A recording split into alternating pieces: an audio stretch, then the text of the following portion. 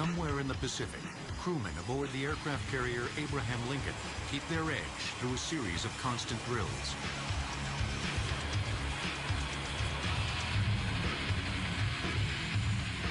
During combat, each of these planes will carry tons of deadly explosives.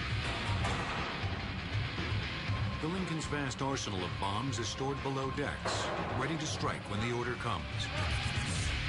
So this is our finished product, the GBU-31 Victor II. Of course, we have the bomb body assembly.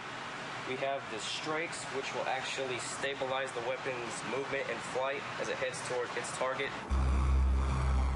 There's a lot of danger involved down here because if we don't do our job right, something very bad could happen to the ship and the crew.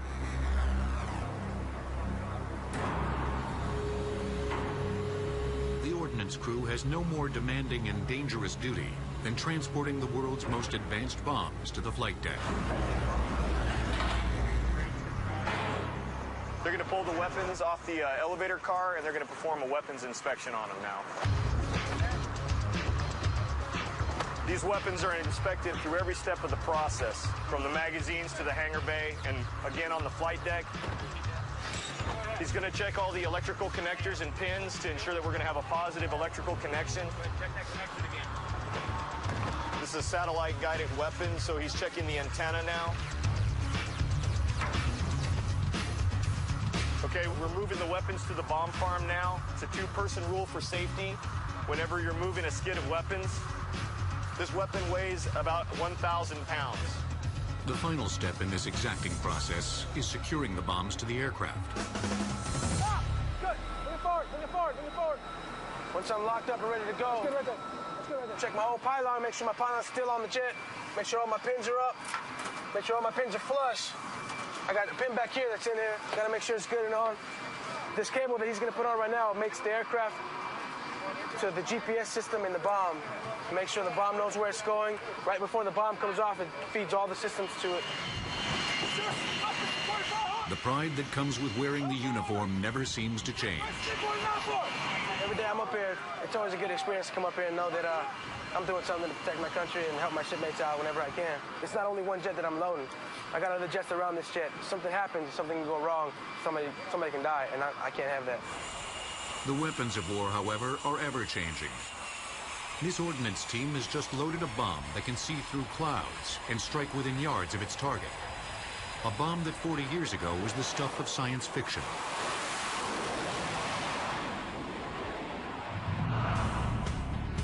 Until the 1960s, all aerial bombs were gravity-driven.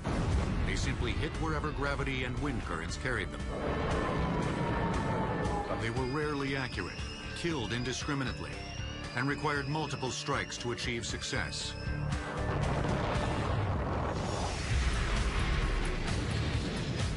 But the modern battlefield is dominated by smaller, more accurate, smart bombs, designed to surgically eliminate military targets. We don't have to drop something down that'll take out an entire city block, because we don't know which part of the block it's going to land in. Now we can put it in a certain building. So now we get to the point where we can put it in the third-story window of a certain building. The Iraq Wars of 1991 and 2003 demonstrated how bombs have evolved into precise, sophisticated weapons. During Operation Desert Storm, the U.S. used 7,400 tons of guided munitions. In Operation Iraqi Freedom, more than 10,000 tons.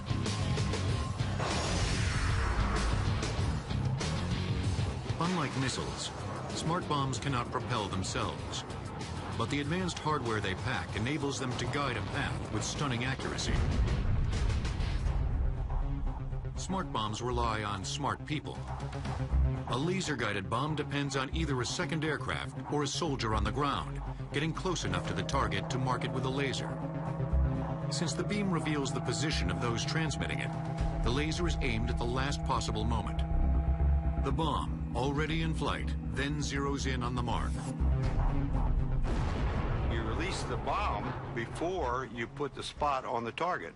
You put the spot on the ground or over on a wall or over on a tree, and then you move it, because it takes a finite amount of time for that weapon to get to the tank And the tanks sometimes turn around and shoot the laser operator, and he don't like that. Another type of smart bomb, a TV-guided weapon, is steered remotely by a bombardier operating video game-like controls. A TV-guided weapon, when you saw it, as it got closer to the target got bigger, bigger, and bigger until it flashed out, because you're seeing the camera moving closer and closer to the target. Although 1990s-era smart bombs struck with great precision, they relied on visual identification of targets. Cloud cover or smoke from fires could obscure targets and force the cancellation of bombing missions. No joy on the target. I say again, I can't see the target. In 1991, immediately after Desert Storm, engineers began seeking a solution. They knew the U.S. needed an all-weather smart bomb. It needed JDAM, Joint Direct Attack Munitions. JDAM has been used in combat in Kosovo, Afghanistan, and Iraq, and something on the order of 15,000 JDAMs have been dropped in combat. JDAM converts conventional gravity-driven bombs into smart ones. A tail kit containing a global positioning system and inertial navigation system monitors is attached to existing 500, 1,000, or 2,000-pound free-fall bombs. This is a JDAM guidance kit. Right now it's attached to a 2,000-pound Mark 84 warhead. And just about this section here is the heart or brains of the navigation and guidance function. I brought along a unit here. This is the mission computer. On this side is an inertial measurement unit that has the sensors from the INS, and in the middle is a GPS receiver card. JDAM's navigation monitors send signals to movable tail fins that maintain the bomb's flight path. It consistently strikes within 3 meters of its target and operates under all atmospheric conditions. The JDAM weapon is useful in all weather. So clouds, smoke, it doesn't make any difference. You've launched it from an altitude, you've told it where to go, it will go to that point on the Earth. JDAM was originally designed to take out fixed, high-value targets. But its astonishing accuracy made it a powerful tool against mobile targets deployed near American troops. In Afghanistan, some new things happened. Special Forces troops were put on the ground. They were provided with equipment that would allow them to actually get coordinates of targets, and they were able to call in JDAMs on targets that they were actually seeing there that were stationary but maybe had moved very recently. This is a close air support role rather than what was originally thought of as a high-value target attack mode. In years to come, JDAM will be supplemented by an even smaller and smarter bomb. Small diameter bomb is the next step in the evolution of miniaturizing weapons. Small diameter bomb is a 250-pound weapon, but with about 35 pounds of explosives in it. It has diamondback wing that gives it an ability to fly. This is a small diameter bomb, mock-up. It's about 6 feet long, about 250 pounds. This is the configuration that it would be in when it's stowed on the aircraft, so that it's sleek and aerodynamic. The wings are folded in, the tails are folded in. Once it's launched and dropped off the airplane, the wings will extend, open up like this. The tails will be popping out also. From there on, it will glide itself for 40 or 40-plus miles until it impacts the target. Small diameter bombs enable planes to carry more weapons and pilots to fly fewer sorties. Smaller bombs also create opportunities to strike multiple targets during a single mission. Now we'll take up a B-1 with 96 small diameter bombs in it and hit 96 different targets. And hit them precisely and with very, very minimal collateral damage. Another type of bomb, known as the sensor-fused weapon, or SFW, unleashes many warheads towards multiple targets. Once the SFW is released from the aircraft, gas bags that resemble car airbags inflate and push out 10 separate submunitions. Parachutes then deploy from each submunition, slowing their fall and bringing them into a vertical descent over the target area. At a predetermined height, the parachutes eject and rocket motors fire, stopping the descent. Once the rockets burn out, each submunition releases 4 warheads that scan a target area of about 30 acres. Once the explosive is detonated, that projectile fired at hypervelocities into the target, and it penetrates the armor plating. Once through that armor plating, it starts to destroy the individual components below that armor. SFWs are the smartest of the smart, able to track moving targets and distinguish between jeeps and tanks. Each of the 40 warheads has a laser sensor that searches for changes in height, such as the distinctive contour of a vehicle. At the same time, infrared sensors seek heat signatures like those emitted by the hot engine of a target vehicle. SFWs played a critical role in Operation Iraqi Freedom. We had lighter armored Marine forces making their initial push into Baghdad, starting to come into the lead elements of the Iraqi Guard that were positioning themselves to ambush and potentially attack the U.S. forces entering that area. Called in SFW strikes, and the passes of those weapons absolutely decimated the Iraqi Guard troops before they were able to effectively employ against the Marine units. During the height of Operation Iraqi Freedom, SFWs were used 68 times to devastate enemy forces. Sensor-fused weapons are at the cutting edge of so-called data link munitions, bombs able to identify targets and adjust to attack the highest value kill. Finely tuned image seekers and complex computer algorithms will soon increase the level of information and may eventually be able to distinguish between hostile and friendly targets. While the first Gulf War accelerated the development of smaller bombs, it also led to the creation of the largest non-nuclear device ever made, the mother of all bombs.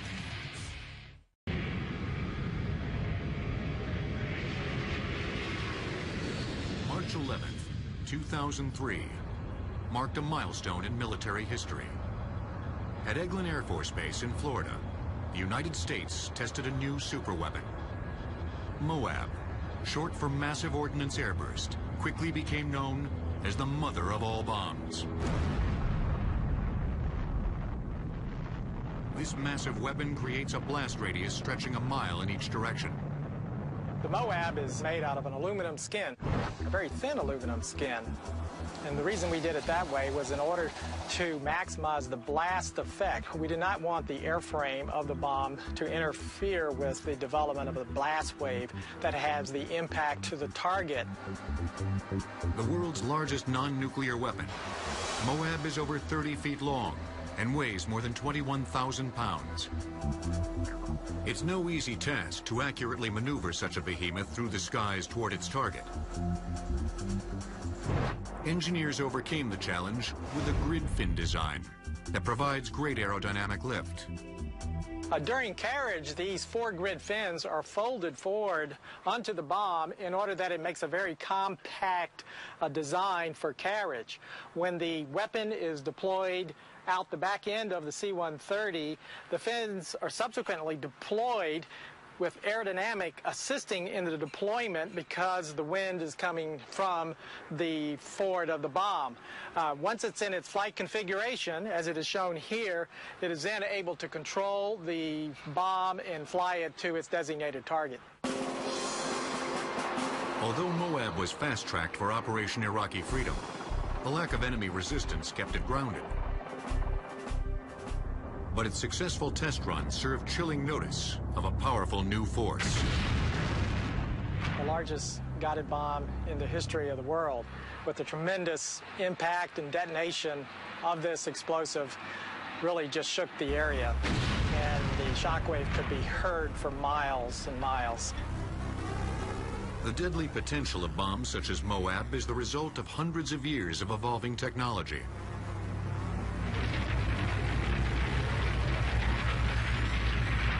In the 7th century came the invention of Greek fire, a kind of primitive napalm used mainly in ship-to-ship combat. It was a terror weapon of its day.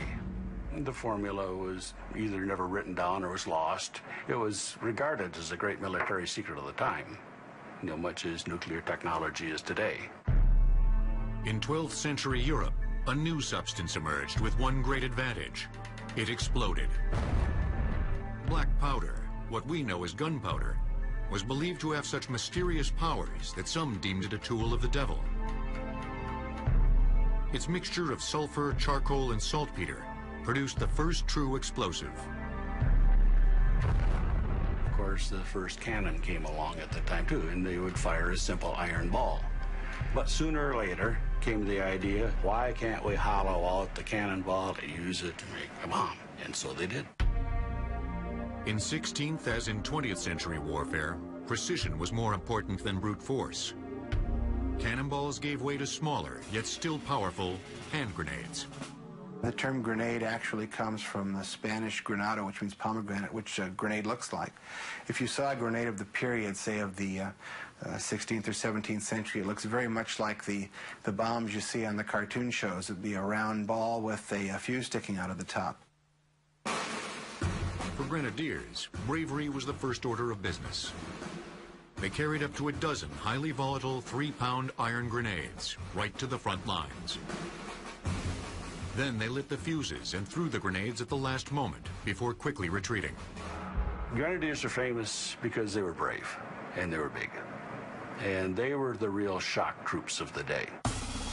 Grenades used in the American Civil War were detonated by percussion caps, a recent invention that eliminated the reliance on an exposed, delicate flame trailing down a fuse. The percussion system involved a thin metal cap containing black powder or a similar substance that exploded on impact. When detonated, a spark shot into the main charge, igniting it. In 1846, the Italian chemist Ascanio Sobrero invented nitroglycerin, a highly volatile mixture of sulfuric and nitric acids, and glycerin. Simply tapping a jar of nitroglycerin was enough to trigger an explosion. They say it'll go off if you look at it cross-eyed. But it was Alfred Nobel, around 1866, came up with the concept of taking this dreadfully dangerous liquid and infusing it through clay, basically making a solid that could then be packed into a cylinder or into a cardboard sheath and used as an explosive. By stabilizing the nitroglycerin, Nobel had created a far more controllable substance, dynamite. He then modified the percussion cap so that only an electrical charge would ignite it. You can take a stick of dynamite and you could whack it on the table or drive a nail into it or anything of that nature, and chances are it would not go off. TNT is very similar to dynamite, but it's also malleable, enabling it to be molded into bombs of any shape. TNT was developed at the dawn of the 20th century, just in time for it to be used in the bloodiest conflict yet seen in human history. Today, the awesome destructive power of nuclear weapons is a basic fact of life. The knowledge needed to create atomic bombs is widely accessible. Only the scarcity of nuclear materials limits their proliferation. In the 1930s, only a handful of scientists envisioned the possibilities of nuclear weapons. Nuclear fission requires an extremely dense material, such as uranium or plutonium, which becomes the core of the bomb. The atomic bomb goes off because you have a mass of plutonium struck by a neutron that gives you fission that produces more neutrons, that hits more plutonium, that gives you more fission, releasing more neutrons. That's what they call a chain reaction. And it just goes on until the whole thing blows apart. It takes less than a millionth of a second. Hitler held an early lead in the atomic race destined to redefine the course of history. But he squandered his advantage by threatening his best scientists. The problem was so many of the German scientists were Jewish, and Hitler had no use for Jewish science or Jewish scientists. And so many of them escaped, came to the United States, carried on the idea, and eventually they realized that this could lead to practical results as a controlled explosion, a bomb. Scientists, including the great Albert Einstein, worried that Germany might still become the first nation to produce an atomic bomb. Hungarian refugee physicists in the United States, Leo Szilard and Edward Teller, encouraged Einstein to write a letter to President Franklin Roosevelt, urging him to speed development of a nuclear weapon. They knew they needed Einstein's clout to get the president's ear. Szilard actually wrote a letter. Einstein was on summer vacation at the north end of Long Island, and Szilard, a very ingenious man, knew everything in the world, except he did not know how to drive a car. So he asked me to drive him to Einstein. When Einstein read what Szilard has written, asked a few questions about it, and then said yes, yes, and signed it. Einstein's urging and the looming threat of an atomic bomb in the hands of the Nazis compelled Roosevelt to take action. In late 1942, he authorized the Manhattan Project, an all-out effort to build the world's first atomic bomb. It soon became one of the most ambitious undertakings in American history. It was 150,000 people, $20 billion in today's money, and it literally spread from sea to sea, from Hanford, where they were making plutonium, back to Oak Ridge, where they were making enriched uranium and U-235. Every major university, every major corporation in America was involved. Los Alamos, New Mexico was chosen as the headquarters of the project. Far from the coasts, the tiny city could be neither observed nor bombed from the air. Its climate permitted outdoor work year-round. It also had a rail line to transport personnel and supplies, as well as a complex of school buildings that could be converted to engineering labs. As secret as the Manhattan Project was, the kids at the Los Alamos Ranch School were no dummies. When two special visitors arrived, the students recognized them instantly. They were international physicists, nuclear physicists that they had seen in their textbooks. So the kids knew something big was going to happen, and it was going to involve nuclear physics. For the next 27 months, scientists raced the clock to create the world's first atomic bomb. They toiled day and night, squeezing a decade's worth of advances in physics and engineering into a handful of months. In the summer of 1945, Manhattan Project scientists put the finishing touches on the bomb. On July 16th, in southern New Mexico, engineers prepared to test it. Codenamed the Gadget, it was hoisted atop a huge tower. Some scientists worried that the chain reaction they hoped to trigger would fail to occur. Others feared the opposite, that the explosion would prove so powerful, it would set the atmosphere on fire. A terrific storm, an electrical storm, started early in the morning, and the fear was it would spontaneously somehow detonate the device. The weather cleared just around 5:30. They started the countdown, and history began. I was there, 20 miles away from the explosion. And what I saw was disappointing. Just a little light on the horizon, which slightly grew. And so I tried to look out, aside from the dark glass as a protection. And suddenly, as though in a complete dark room, the curtains would have been raised. Light was streaming in. That was perhaps not quite a minute after the explosion. Then I was impressed. It became brighter and brighter and rose, and I knew, that soon it will be used over Japan, and then it will not be just an experiment. After the test, engineers completed the construction of 2 bombs. Little Boy contained a uranium core. And Fat Man held the recently discovered plutonium. Harry Truman, who had assumed the presidency when FDR suddenly died, made the fateful decision that using the bombs would shorten the war and forestall a bloody invasion of Japan. On August 6, 1945, the U.S. B-29 bomber Enola Gay took off with Little Boy for Hiroshima, Japan. At 8:15 a.m. from an altitude of 31,000 feet, it jettisoned its payload and raced away from the target area. The first part of the firing sequence was when wires, which were attached to the bomb and attached to the plane, pulled out. These started 15-second clock timer switches, which then made sure that the plane was completely away, that it had made this diving turn and was out of the area. At that point, the barometric switches passed control over to the radar antennae. These radar antennae detected how far off the ground the bomb actually was. And at 2,000 feet, they sent a firing signal back, which started an irreversible set of events leading to the nuclear explosion.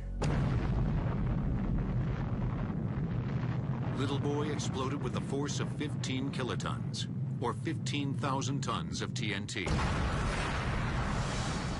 On August 9, 1945, at 1:02 a.m., the U.S. dropped Fat Man over Nagasaki, Japan. It exploded with a force of 21 kilotons of TNT. Temperatures at ground zero rose to approximately 7,000 degrees Fahrenheit. Wind velocity reached 620 miles per hour. Blast pressure was 4,600 pounds per square foot. Survivors who witnessed the explosions likened them to seeing another sun in the sky. The intense heat wave that followed the explosions destroyed all life within a radius of nearly 2 miles.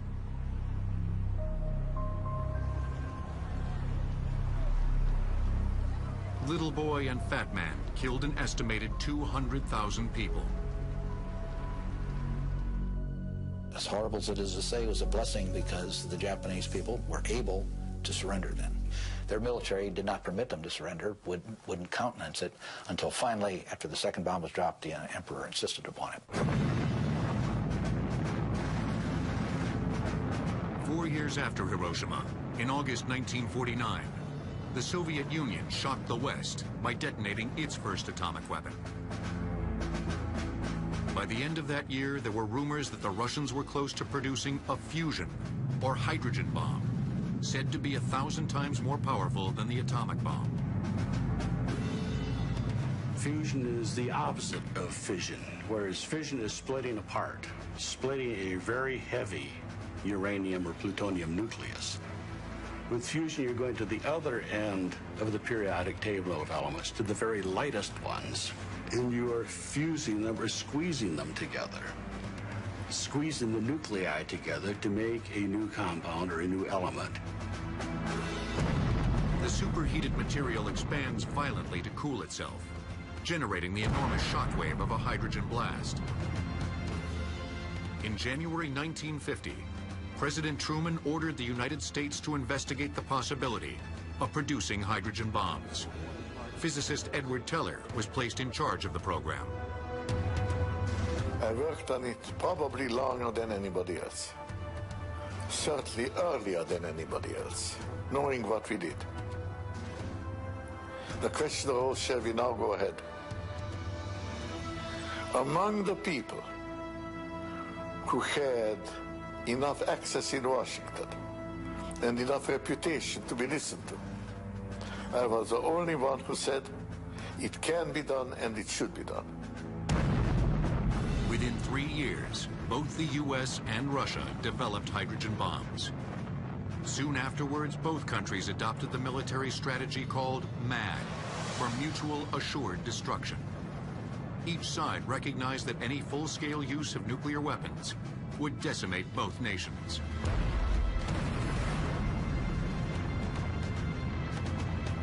In the quantities in which it was ultimately produced, it would have ended civilization. If we'd had a nuclear exchange, as we might have had if we hadn't had reasonable leaders on both sides. The world as we know it could have been like Neville shoots on the beach. I mean, everybody might have been dead.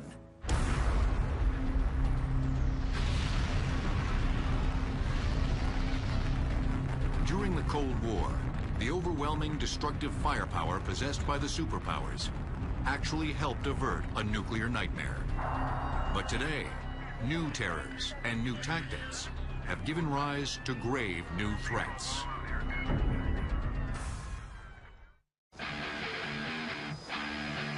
In the 21st century, Los Alamos, birthplace of the atomic bomb, continues to lead the way in American nuclear research. It's home to a facility called DART, that's short for Dual Axis Radiographic Hydrodynamic Test Facility. We want to understand how our weapons are going to work and if they're going to work reliably. Are they aging? Will they work if we ever need them? Are they safe as they currently are? DART is one way that we can run very controlled experiments with non-nuclear materials and understand the data. Much of the U.S. nuclear stockpile dates from the 1960s and 70s and has long exceeded its design shelf life of 15 to 20 years. Will these aging warheads still detonate? Will they remain safe and secure in the event of an accident? Answering these questions becomes ever more difficult because the U.S. no longer tests actual warheads. International treaties enacted in 1962 and again in 1992 first moved nuclear tests underground and then banned them entirely. It's much like trying to maintain a fighter aircraft without ever being able to turn it on or fly it. You have to examine all the components of that piece of equipment, study them very carefully, put them back together again, and then certify that if you need to fly that aircraft, it'll work. And that's what we have to do with nuclear weapons. DART tests the viability of America's nuclear weapons by simulating the effects of a nuclear blast under controlled laboratory conditions. CDU's charge count begins at 5. 5, 4, 3, 2, 1, fire.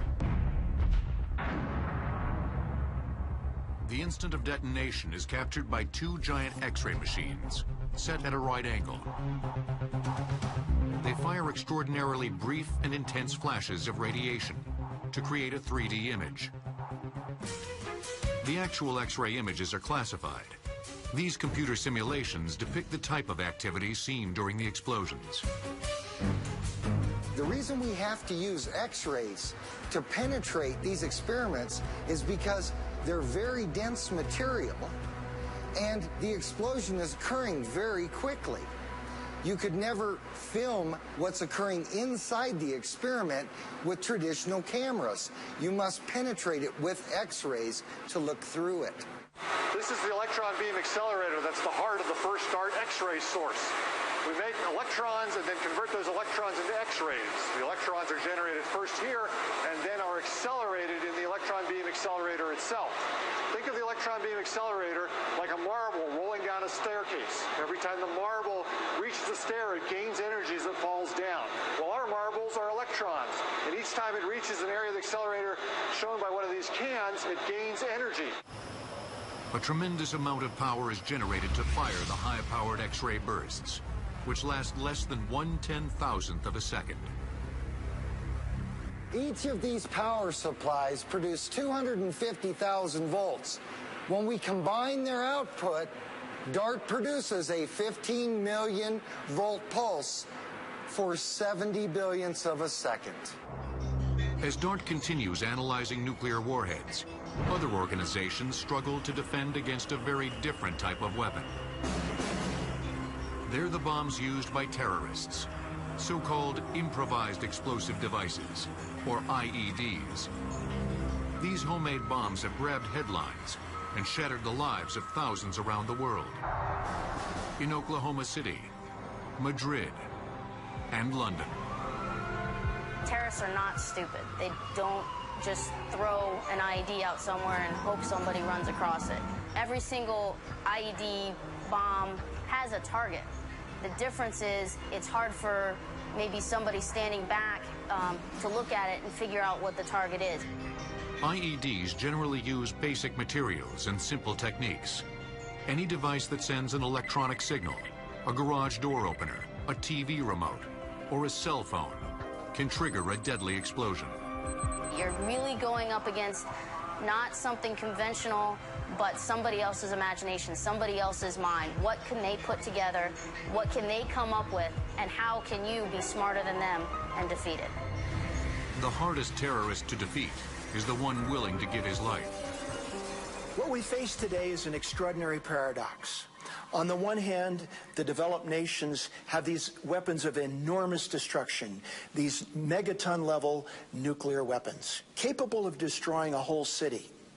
On the other hand, in this incredible asymmetry, we worry about people arriving inside a crowded pizza parlor with an explosive strapped around their waist. For decades, the threat of mutual assured destruction helped the U.S. and the Soviet Union to maintain a fragile peace. Today, a new global battle pits the world's most advanced weapons against low-tech terrorist explosives.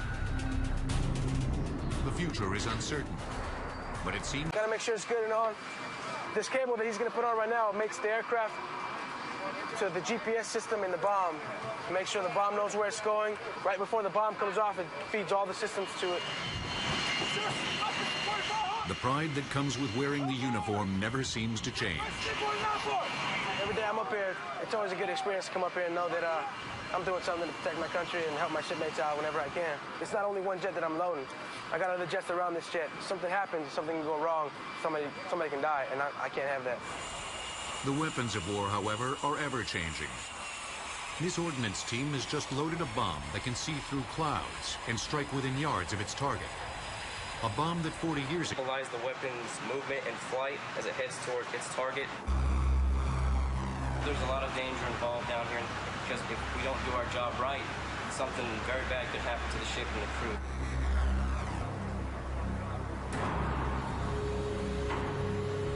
The ordnance crew has no more demanding and dangerous duty than transporting the world's most advanced bombs to the flight deck. They're going to pull the weapons off the elevator car, and they're going to perform a weapons inspection on them now. These weapons are inspected through every step of the process, from the magazines to the hangar bay, and again on the flight deck. He's going to check all the electrical connectors and pins to ensure that we're going to have a positive electrical connection. This is a satellite-guided weapon, so he's checking the antenna now.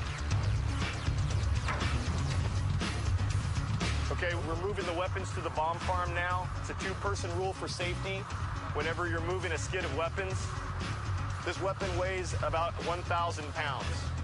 The final step in this exacting process is securing the bombs to the aircraft. Stop! Good! Bring it forward, bring it forward, bring it forward. Once I'm locked up and ready to go, right there. Check my whole pylon, make sure my pylon's still on the jet, make sure all my pins are up, make sure all my pins are flush. I got a pin back here that's in here.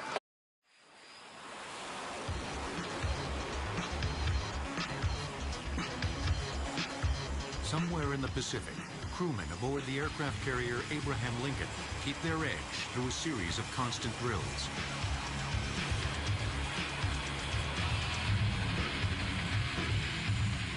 During combat, each of these planes will carry tons of deadly explosives. The Lincoln's vast arsenal of bombs is stored below decks, ready to strike when the order comes. So this is our finished product, the GBU 31 Victor 2. Of course, we have the bomb body assembly. We have the strakes, which will actually stabilize. Was the stuff of science fiction.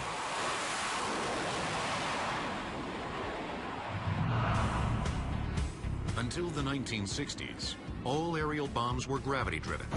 They simply hit wherever gravity and wind currents carried them. They were rarely accurate, killed indiscriminately, and required multiple strikes to achieve success.